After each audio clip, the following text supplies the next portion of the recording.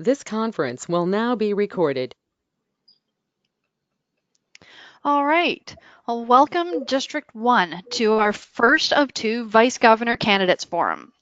Tonight we are talking to Christine Heimpel from the Elgin St. Thomas Canettes and David Hart from the Kitchener-Waterloo Kinsmen. Without further ado, we will roll right into the first question. Hopefully. Here we go. All right. So take it away. If we could keep answers to fairly brief, then we'll roll. So whichever one of you would like to start first, I'd like both of you to answer this question, please. Okay, my name is Dave Hart. I'm with the Kinsman Club of Kitchener-Waterloo. I was with the Kinsman Club of London, Kinsman Club of Greater London for many years. I have been district governor once before, about 10 years ago, with Darlene Cole of Collingwood. The strengths I bring for this is a lot of knowledge from my time with Kin. I've been involved with Kin since 1991, so I've been here a long time. I'm a life member, and I bring a lot of knowledge and a lot of understanding of the strengths of Kin, specifically District 1, and some of the challenges that we do face as we're going forward. So I think that I can bring a lot of stability to the district.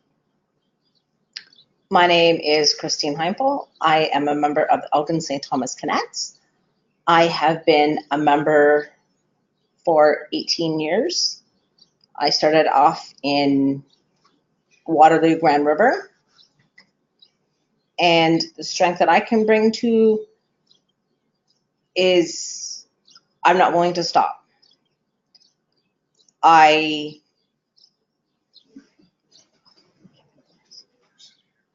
will persevere in helping our district get to where we need it to go, and don't stop there. It can keep going. It doesn't need to stop at all. All right. Thank you for that. Okay. Again, asking both of you to answer this question. What made you decide to run for vice governor this year? The reason I decided to run for vice governor is I see there are a number of challenges within our district that I'd like to have a hand in trying to be able to set the path a little bit straighter forward than what we're going now, and to try to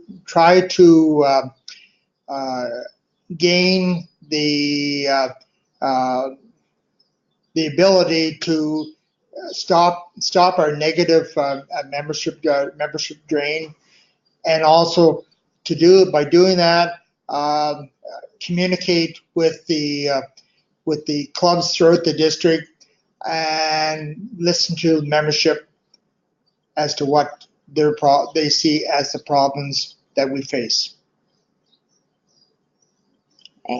I decided to run for vice governor this year. Years ago, when I was on district council before as the cystic fibrosis service director, my partner was Dave, and we decided after I was deputy governor that we would run for vice governor. And throughout those 10 years, I have seen clubs come and clubs struggle, and I wanted to be a part of making them stronger.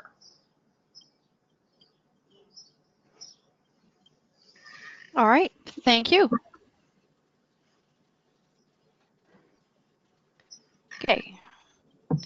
Was the difference between fellowship and education versus mentorship and new member retention, and how exactly do you intend to make your promise or goal attainable? Is that okay? There it is. Yeah. This was a submitted question, so your best interpretation. Yep. The difference between fellowship and education is a very succinct one. Um, and it goes hand in hand actually with mentorship. When new members come into this organization and come into an individual club, I've seen it happen time and time again where the new member will sit there and he doesn't have a seasoned member sitting beside him. So that the education and mentorship can't be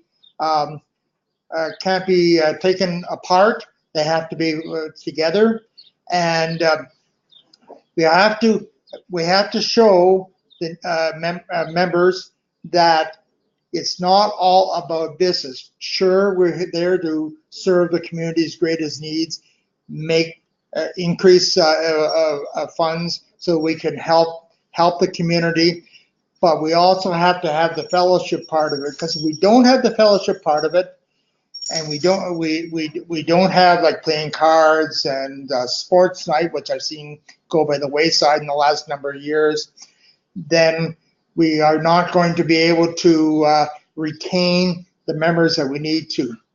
I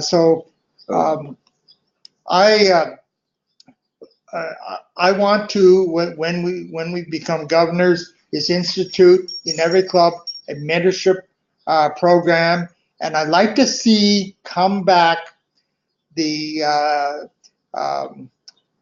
sports night or the interclubs that we used to have. When I first joined the London Kinsman many years ago, almost every club did an interclub, and now, like when I moved to Zone A, the only club that even attempts to do it is my own, and that's wrong.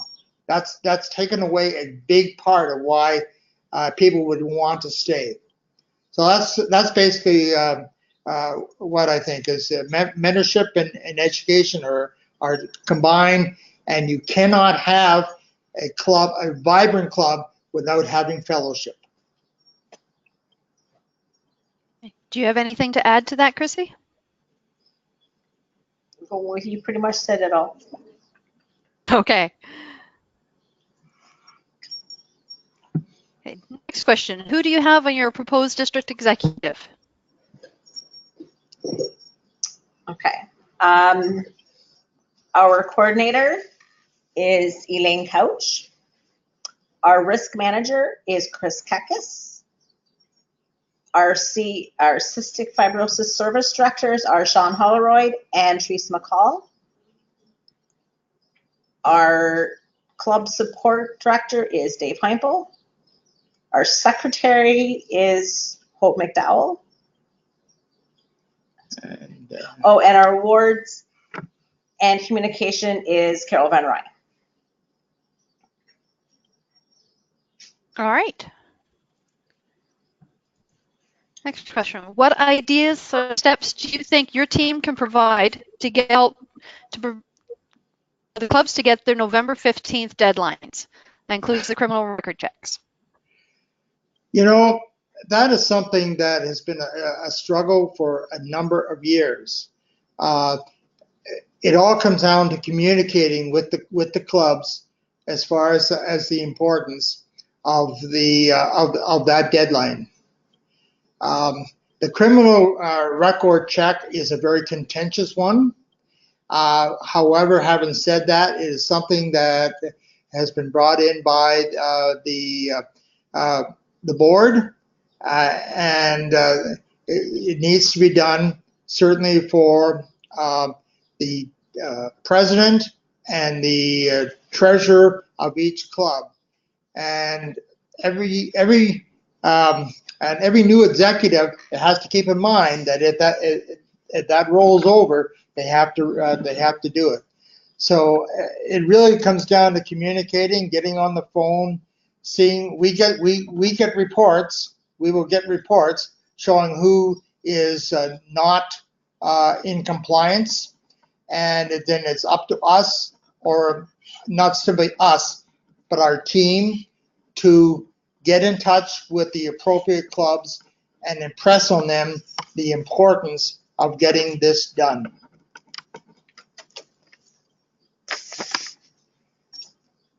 Okay. Any other thoughts, Chrissy? If a club actually is struggling, an idea would be, or a step, that they call us and we would actually help walk them through it. And over the phone, ask us any question that they need to. Yeah. Our number's going to be available. They can call us anytime. Okay. Next question. We need younger members in the clubs to ensure the clubs survive and continue. Any ideas? Yes, some of which I've already mentioned. We have to keep in mind, first of all, that younger members, their time is valuable. They're raising families, they're running here and there, so we can't be wasting their time at the club. It has to be, the meetings have got to be concise and kept to a short, and then with a period of fellowship afterwards. You know, we're not getting any younger. And what I see, the demographics I see in various clubs, is that we are all getting older and we don't have the young blood coming in. It's not an easy fix because, as I say, younger members have a lot of things on their plate to do. And sometimes being a member of a service organization and giving back to the community isn't at the top of the list. So we have to make it as easy for them as possible. And if we do attract a younger member through maybe going to a mall and setting up a booth and for new members and that, then we have to, as I mentioned before, we have to go back to mentorship of that member, explain to them the things that are going on, like the Kin song, like some of the projects that we're talking about in the meeting, so he becomes involved and so he knows what's going on.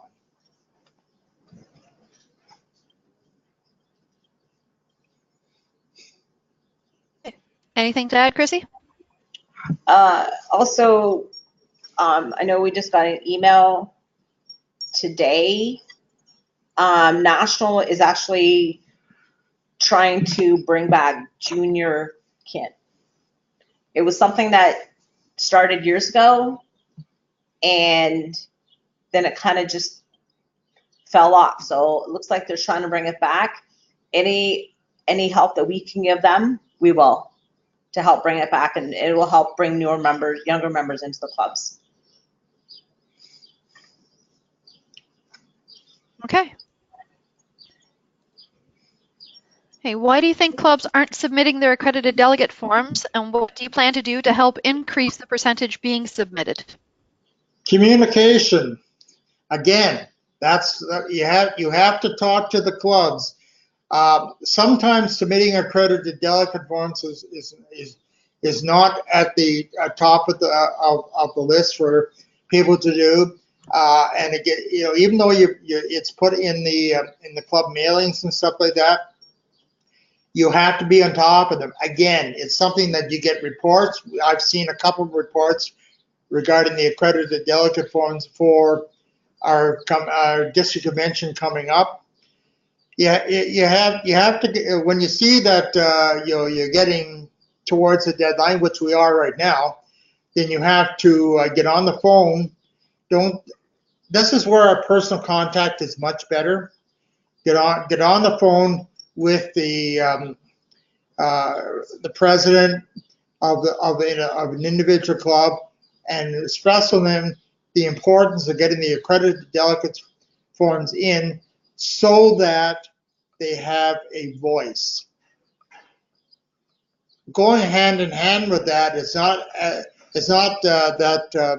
they need to get their accredited delegate forms in, but they need to get their police checks done so the accredited delegate forms actually mean something. Because if they don't get their police checks done, then they will be not in good standing, won't have a voice at convention.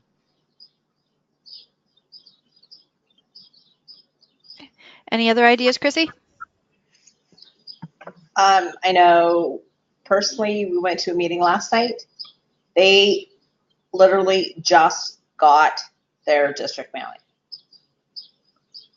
And I don't think maybe we can help by finding another way to get that out to them as well, district mailing, as well as another way of getting them out to the member, like to the presidents of the day.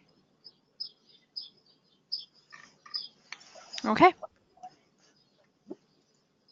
And that was the last question. So now you each have a couple of minutes for a closing statement.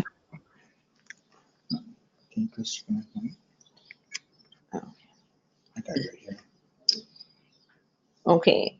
The key to success in any relationship is family, work, or kin. Is communication that goes with both ways or always. Our aim is to take the best of kin from the past and listen to the concerns from the members of the present so we can help guide our path to the next 100 years. We will keep you informed of what is coming down the pipe from national headquarters, and we will let national know what you, the members, are concerned about. We know that kin will need to adapt and change in order to continue into our next century. And we want to start the dialogue to allow that to happen, while never forgetting about our past and keeping fun in kin. That's the end. All right. Well, thank you both very much for taking part in this forum today. We hope to have this posted online by the weekend.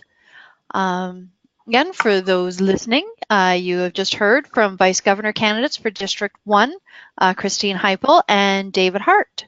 Thank you so much for your time. Thank you. Thank you very much.